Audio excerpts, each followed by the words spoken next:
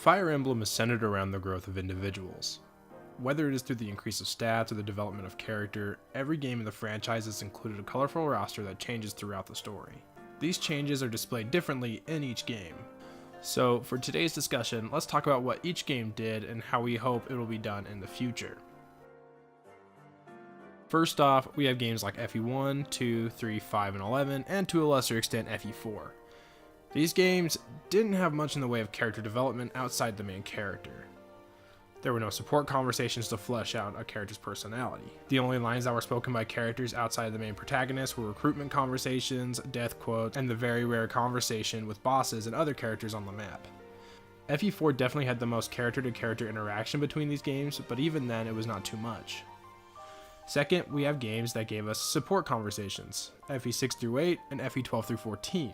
These games, especially 13 and 14, have a plethora of supports that flesh out characters' backstory and allow characters to form relationships with others. Finally, we have FE9 and 10 and FE15.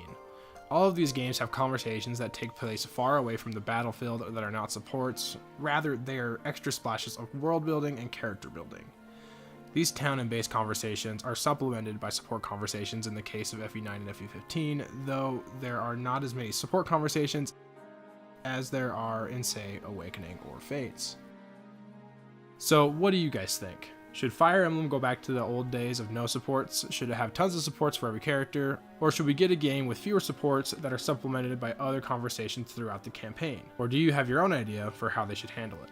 Let me know in the comments, and as always, make sure to like and subscribe for more Fire Emblem discussion.